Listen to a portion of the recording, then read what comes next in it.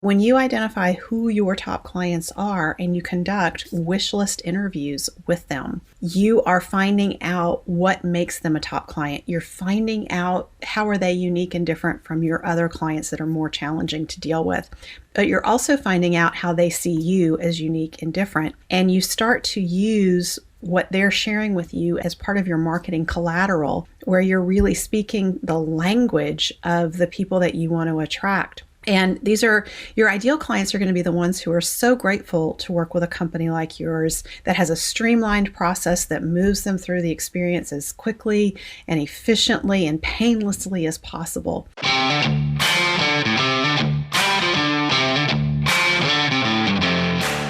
You work hard in your business. On the Profit by Design podcast, we ask the big question. What has your business done for you lately? Hi, I'm Dr. Sabrina Starling. I'm the business psychologist, the author of the 4-Week Vacation and the How to Hire the Best series, as well as the founder of Tap the Potential, where we coach entrepreneurs like you to design sustainably profitable businesses that give you more time for what matters most and more money in your bank account than ever. Because after all, we believe work supports life, not the other way around. Weekly on the Profit by Design podcast, we bring you tips, tools, and strategies from our own experiences and from the experiences of our guests who are entrepreneurial thought leaders and real life entrepreneurs, all to support you in making intentionally profitable and sustainable business decisions to live the lifestyle you desire. Have you ever found yourself scratching your head wondering how to deal with this person who seems to have a very difficult personality? Maybe they're a client or a customer or a team member. I think that's a situation that a lot of us encounter in businesses and we're dealing with different personalities all the time. And as the business psychologist, one of the conversations I get into a lot with our clients in the Better Business, Better Life program is, how do I deal with the kind of person who? And so I thought this would be a really good podcast episode for us to dive into this. And I pulled together 3 types of personalities that come up, usually in relation to discussing difficult clients and customers. So how do you deal with the customers who have strong personalities and who want things done their way? Or what about those clients who just don't make decisions? Or the clients who fail to give you what you need when you need it so that you can do the work for them? I'm going to dive in with you today on the podcast talking about each of these scenarios, and I'm going to give you the language for these kinds of conversations. And I also want to share with you how to prevent these difficulties from even coming up in your business, regardless of the personalities of the clients that you're dealing with. So as we dive in today, I want to make sure you are aware of what we've got coming up for you in early January. We are putting on our Better Business, Better Life Jumpstart.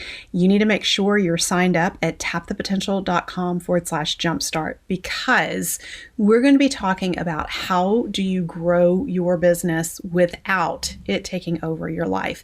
So for most of us small business owners, when we think about growth, we think, well, that just means using more of my time and me making a bigger sacrifice. The truth is you're probably already feeling burned out and like your business has taken over your life. And if you found yourself in the past year working on the weekends, working during your family vacation, bringing your laptop with you so you can just get a little bit of work done, but then it ends up taking over days and days when you're on vacation with your family.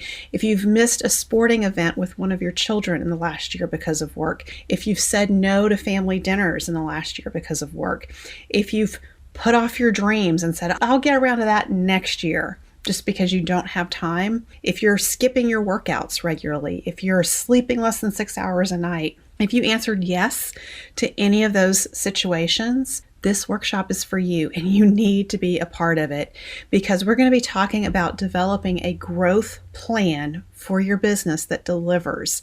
We're going to talk about how to design your business to be sustainably profitable. I'm going to walk you through how to calculate the profit potential in your business and design a plan for profit in the year ahead and the years to come. I'm also going to show you how to simplify your business. And when you do this, you're going to discover profit that is hidden in plain sight, and you'll see a clear path for simplifying to grow. And of course, when you simplify, your time gets freed up. And I'll be walking you through how to identify your unique values. So you'll be able to charge more for your services and free up your time. And you'll also see how you can identify and articulate the value that you're providing to your clients and customers. Plus, in the Better Business, Better Life Jumpstart, we're going to show you the $10,000 an hour activities that will free up your time, help you regain your sanity, and grow your profit. So make sure you are signed up. There is no charge to participate in this workshop with us. Sign up at tapthepotential.com/jumpstart. Okay.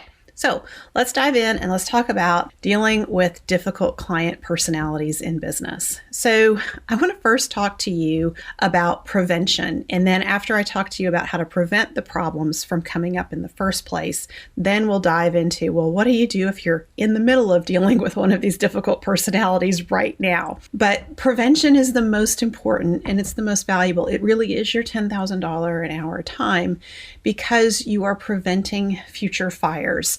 The work that you do now on this will set you up to have a smoother experience in 2024.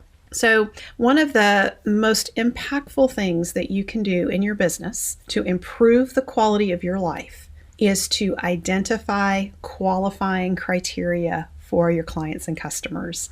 And when I say to you, this is one of the most impactful things you can do that will improve the quality of your life, I want you to know this is research-based because we have been studying the level of burnout in entrepreneurs, and 9 out of 10 entrepreneurs are burning out. That means 1 out of 10 is not. And we have data now from over 235 entrepreneurs, and we're diving into those who aren't burning out. What are they doing differently than those who burn out? One of the key systems that they are putting in place in their business is a system to attract top quality clients and customers and deter poor quality clients and customers. So this starts with identifying qualifying criteria for what makes a great client for you and your team to work with. Talk about a powerful question to take to your team and say, we have some great clients and we have some that are difficult. Our best, most enjoyable clients to work with from those who are difficult for us to work with. That is where you start identifying your qualifying criteria. And look at the clients who turn out to be difficult and try to identify what are the red flags that you noticed during the sales and onboarding process, and use that to refine your qualifying criteria because that helps you get in front of the challenges. An example of this is, let's say you have a client right now who continually changes their mind, fails to get you what you need, and is really slow to make decisions. And you noticed as you were just going out to have a conversation with them at the beginning of the sales process that they kept rescheduling on you. And when you showed up, they were unprepared. They didn't have questions. They really hadn't thought through what they wanted you to do for them. Those would all be red flags that pointed to, hey, there's going to be bigger problems ahead. So that's what I'm talking about, is pay attention to the clients that are in your business right now that are presenting great challenges for you and your team, and talk through with your team, what were the red flags that we saw early on that maybe we didn't pay enough attention to. And then one key process that will help you prevent having difficult clients in your business from the get-go is to niche down with a clearly defined sweet spot. That is step 2 in the Tap the Potential solution. You've probably heard me mention this multiple times on the podcast. And the reason we have step 2 in the Tap the Potential solution is because it is one of the most impactful things that you can do that improves your profitability and increases your quality of life. So when you identify who your top clients are and you conduct wish list interviews with them, you are finding out what makes them a top client. You're finding out how are they unique and different from your other clients that are more challenging to deal with. But you're also finding out how they see you as unique and different. And you start to use what they're sharing with you as part of your marketing collateral, where you're really speaking the language of the people that you want to attract. And these are your ideal clients are going to be the ones who are so grateful to work with a company like yours that has a streamlined process that moves them through the experience as quickly and efficiently and painlessly as possible. So another part of preventing problems is getting in front of them, and that includes how you handle things during the sales process and the onboarding process. So you're going to want to ask some of the screening questions as part of your sales process. So for example, we want to set you up for success with the work that we're going to do for you. Will you be willing to meet the timelines that we lay out and respond to us in a timely manner? Because that's going to be very important for the progress on our work together. It's the holiday season, and we have a gift for you. We'd love to gift you with a signed copy of my book, The 4-Week Vacation, the entrepreneur's ultimate guide to taking your life back from your business. It's a great read about the small steps forward you can take your life back, and it's chock full of business advice for how to set your team up for success as you delegate. It is a must read this holiday season. To get your copy, take our Better Business, Better Life assessment at tapthepotential.com/assessment. Not only will you receive my book, The 4-Week Vacation, in the mail, you'll also have the opportunity to receive your personalized list of $10,000 activities based on the results of your assessment. Cheers. The other thing that you can do is if there are things that your clients need to get to you in order for you to do work for them, you can build in monetary incentives for them to get work to you early. And this is better than a penalty for being late. And so for those who hit a certain early deadline, maybe there's some monetary savings involved for them. And you make your clients aware of that. So if they don't hit that deadline, then they're going to be paying the full rate. And one of the things that I think is just very helpful to remember is that the better you get working with your team to screen your clients on the front end, the fewer and fewer problems you're going to have on the back end.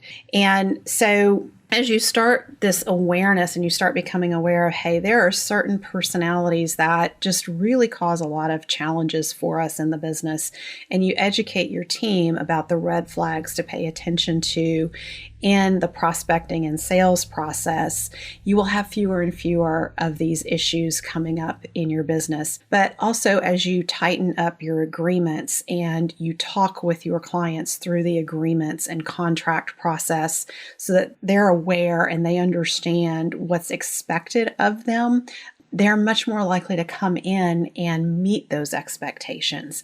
And that's a big gap I see in a lot of businesses, that yes, things are written in the contract, but the client didn't read the contract and no one talked to the client about what's in the contract. So there's an assumption being made that the client is aware of these expectations, but they may not be. So I really would encourage you to strategically build in the education for your clients about how to be a great client for your company and your team to serve. Build that into your onboarding process, and even as early as the sales process, and let that be part of the screening criteria. And it's actually an inoculation technique. So for example, at Tap the Potential, when we are talking to a prospect and they've hit all the criteria for us, they look like they're going to be a great client, we can deliver great results for them, we ask several qualifying questions. And one of those questions is, it's going to be really important that you stay in communication with our team and you respond to messages from us so that we can serve you and help you solve the problems that you're hiring us to help you solve in your business. Are you going to be somebody who's responsive? When a prospect says yes, I'm going to be that person, you're increasing the odds that yes, they will actually be that person. If you bypass that conversation, they may or may not be that person, but it's a way of just making people aware at the very beginning of the work together of here's how we can be successful together. This is what we need from you. So let's talk about what if you have these particular difficult clients in your business right now. How do you handle the conversations with them? So we'll start with the client who won't make decisions. And this comes up in construction and interior design businesses all the time because if you're doing a remodel on your home or your kitchen, there's thousands of decisions that have to be made. And so you really need your clients to be able to respond to your emails and your communications and keep things moving forward. So let's say you have one of these people in your business now.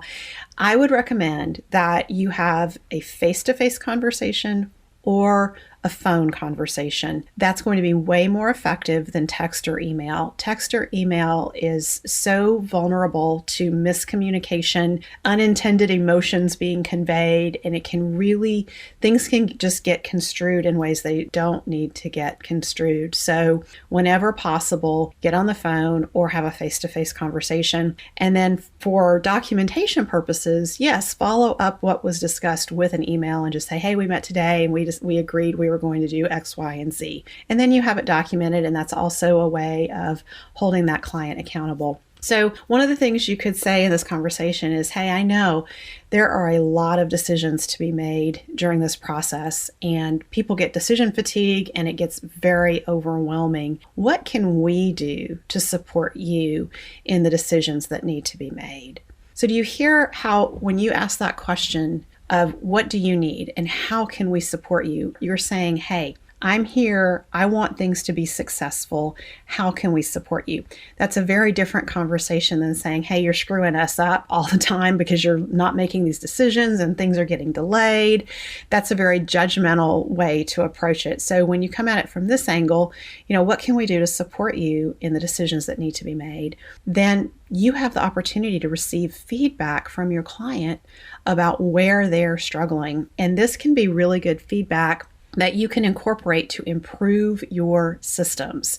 So some feedback that you might hear is, well, hey, I didn't know that you were going to need to know about the tile that I want this week. I thought that was coming, 3 weeks from now. And this week is crazy. We have all the kids' activities going and blah, blah, blah. And so maybe the simple solution is to have a checklist that has deadlines around the decisions that are coming up in the next month or two so that your clients are aware of those deadlines and they can be more on top of making sure that they're getting you the decisions from them that you need to be able to move the project forward. Okay, so what about the client who fails to meet deadlines for what's needed for you to complete work for them? So this happens in the accounting profession all the time. We business owners need to get our accountant or our bookkeeper certain information so they can do the work that we need them to do for us. So if you're a business owner and you have clients who fail to meet deadlines and you're seeing that it creates chaos for you and your team, the best thing you can do, again, is lay out expectations at the beginning of the work and assign and communicate deadlines. And this is another point where incentivizing turning things in early is better so that somebody who turns something in early gets better pricing. And then when things go off the rails, get on the phone or have an in-person conversation, and always approach this conversation from the perspective of it's important to me that we set you up for success with the work that we're doing for you. What's getting in the way here and how can we support you?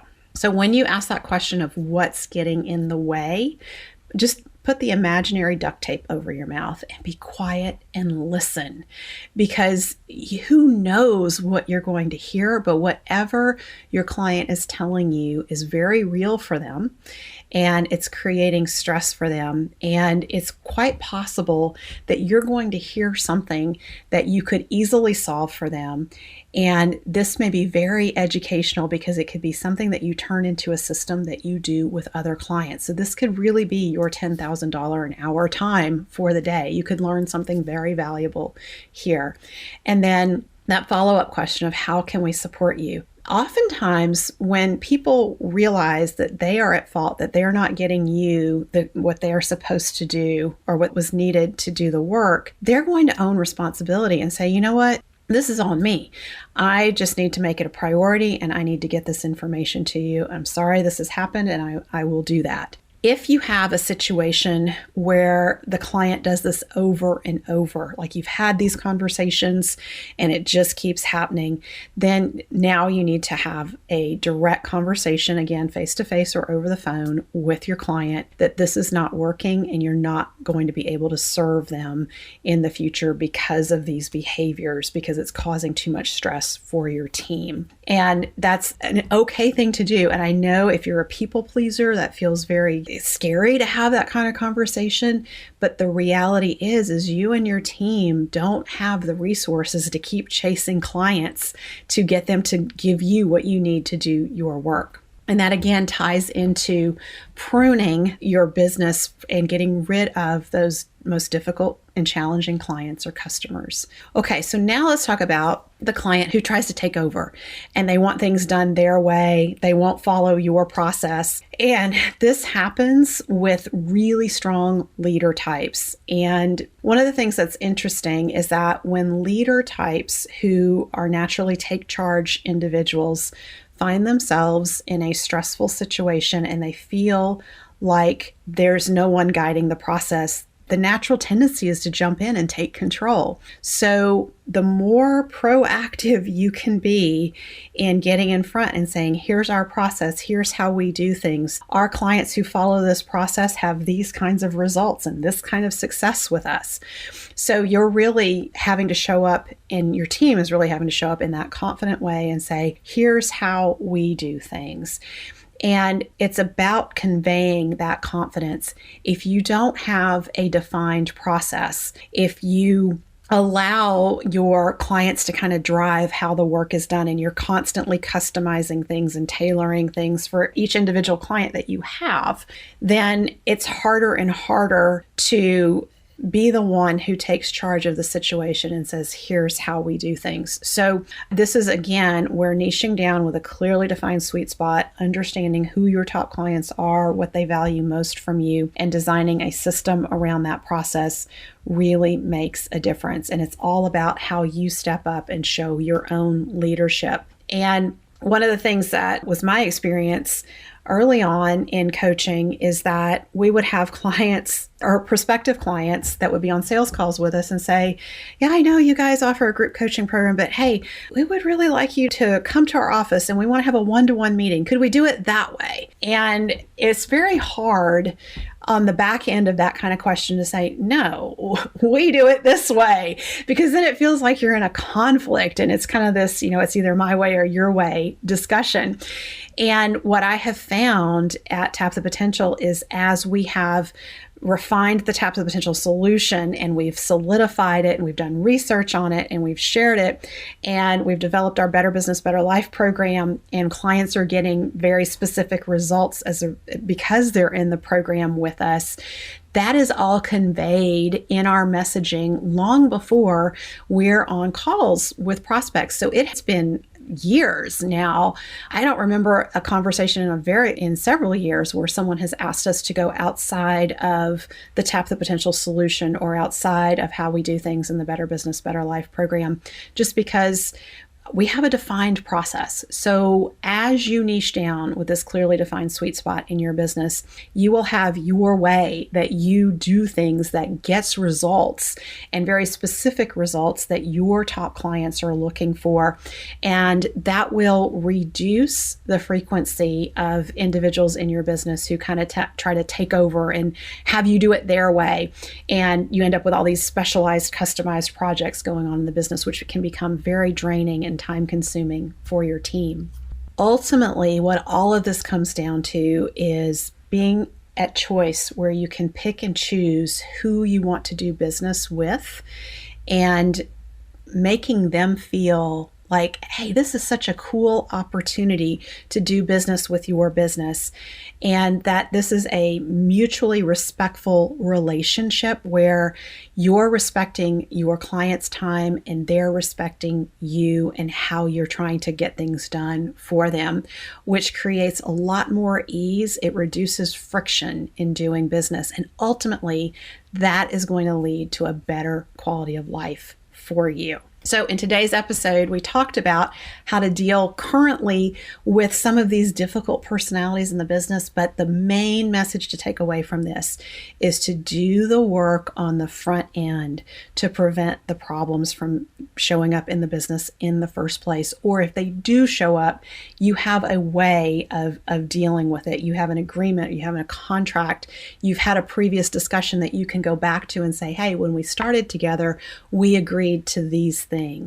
And that smooths the conversation for you to be able to work through the issue and say, let's figure this out together. How can we move forward from here so that you get what you want and it's a great experience for our team to be able to serve you?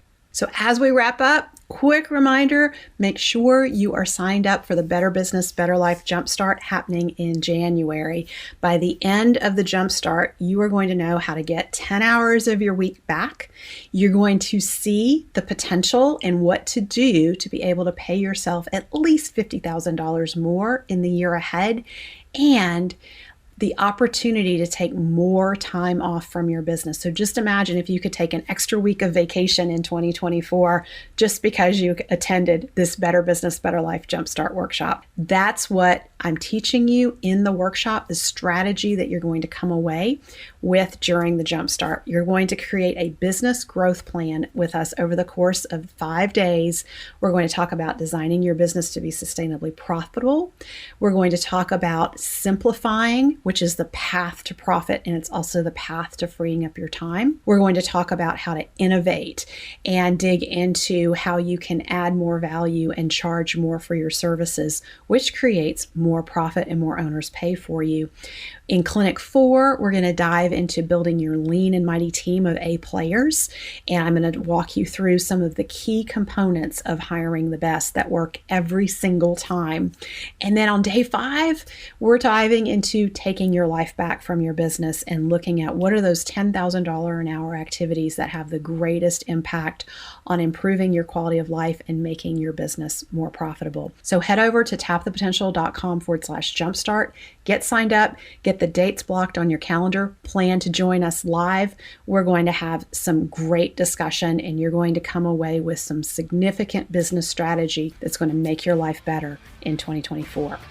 Thank you for spending time with me today. Join me in our Tap the Potential Mighty Networks community at tapthepotential.com/group. Share your aha moments from today's episode, ask me questions, and join in on the fun with your fellow entrepreneurs on the journey to designing sustainably profitable businesses that give you more time for what matters most and more money in your bank account than ever. Isn't it time you take your life back? And finally, share today's episode with a friend if you know a friend who would enjoy it. This is real life business. Keep your chin up, keep moving forward. You got this.